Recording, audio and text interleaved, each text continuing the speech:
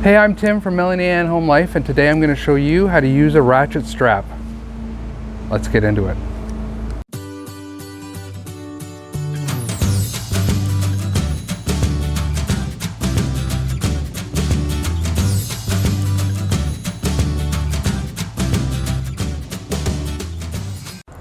So I have two different size ratchet straps here. I would say that this is the most common one people have at home, and this is a more industrial purpose one.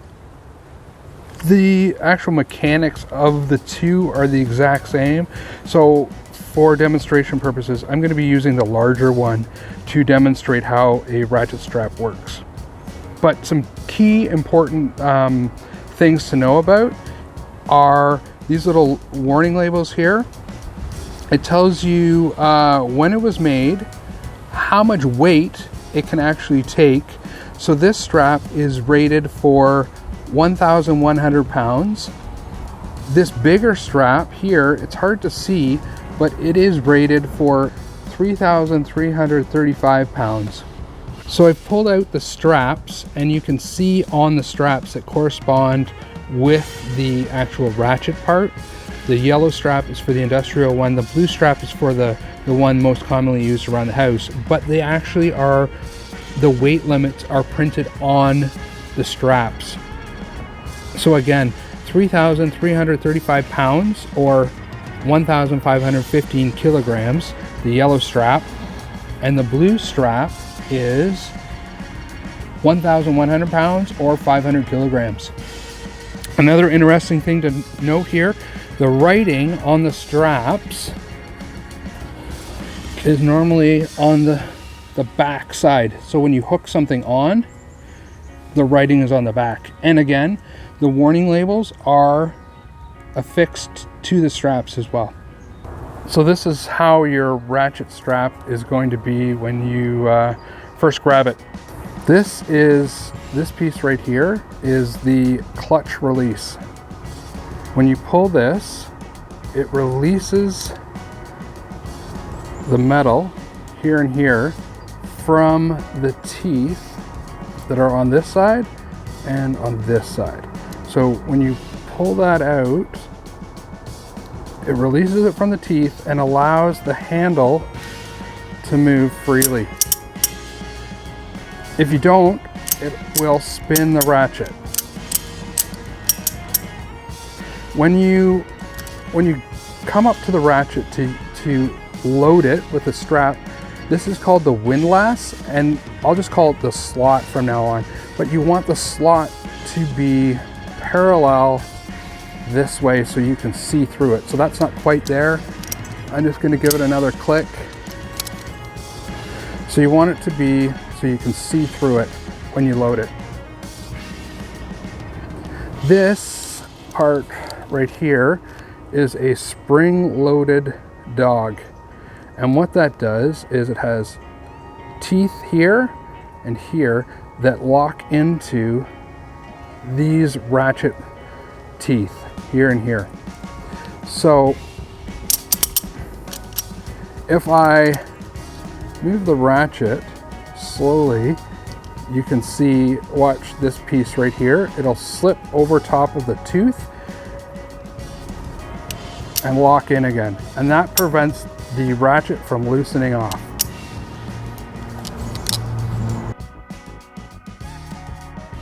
The dog is spring loaded, so you can release it here if need be. So remember, the slot is horizontal. It's so you can go through this way. So you want to take your strap, feed it through the slot to create a pulley system like that. Okay, let's pretend this is the back of a truck. I'm using this for demonstration purposes. That way you can see everything I'm doing. Okay, so you're gonna have your hook hooked in on this side. This would be your load under here. And your strap all the way through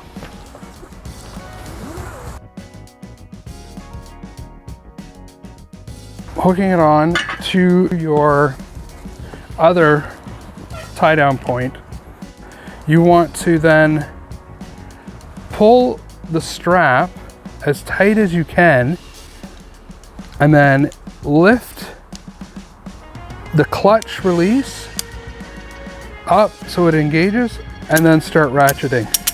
The important thing is to make sure that this is tight when you start to ratchet, because if it's not, you'll end up putting too much of the strap into here and you won't be able to ratchet it down tight. So we'll just ratchet this a couple clicks. And when it's done ratcheting, you don't want to leave it like this. You grab the clutch release, lay it flat, and it locks in back into its home position.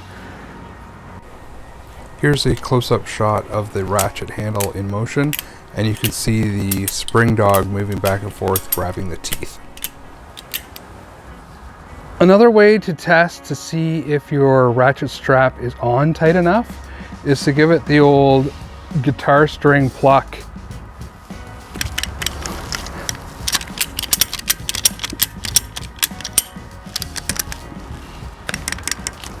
I don't know if you can hear that or not, but it's got that deep bass noise to say that it is tight. It's not going to loosen off anywhere here. You don't want your load to ever loosen off while you're driving down the road.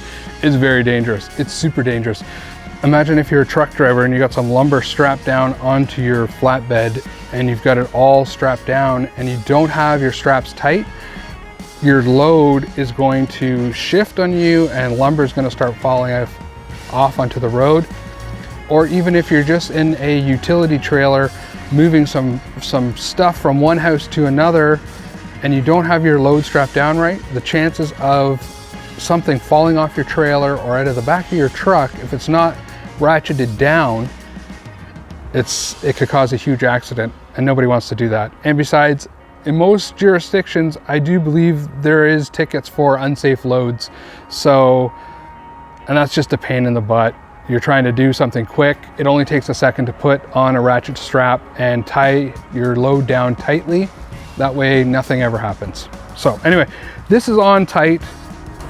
So you don't want your ratchet strap to bounce off and somehow something happen where it would pop open while you're traveling. So it's important, you've got all this extra slack, why not tie it off around your handle so that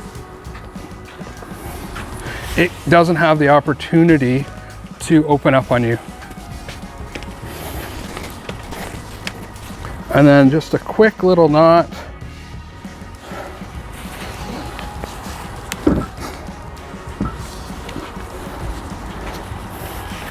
Just to tie off the loose ends.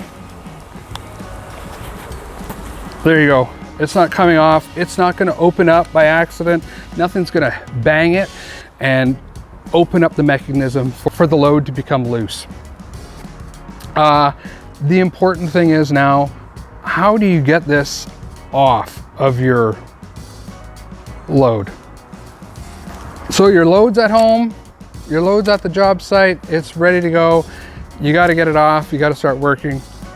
What you do is you come over, you grab the clutch release mechanism, pull it towards the top of the handle, and then lift it and bring it all the way over to the other side and push, and it will release.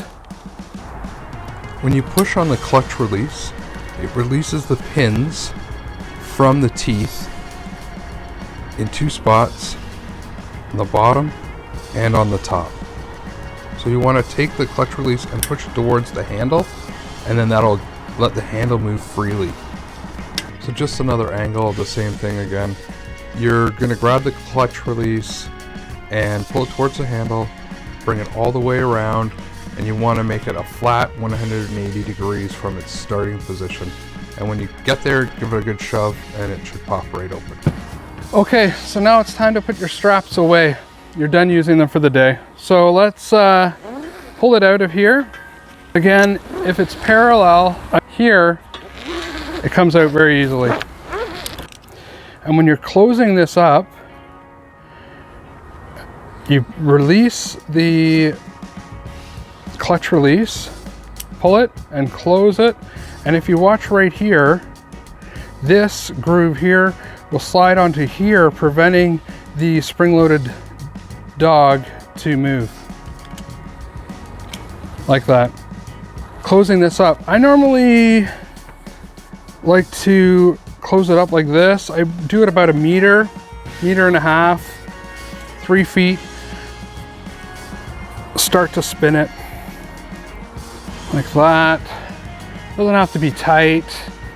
Just has to be nice and easy, relaxed. And that'll wind the hook right into it as well. Done. I hope you learned something. I hope it helped one person. I hope that if you're ever on a job site doing anything and you don't know, just ask. Or if you're allowed to have your cell phone with you, YouTube it, because somebody else has made a video about that problem and generally has a good solution. I'm Tim from Melanie Ann Home Life, and thanks for watching, and we'll see you next Sunday.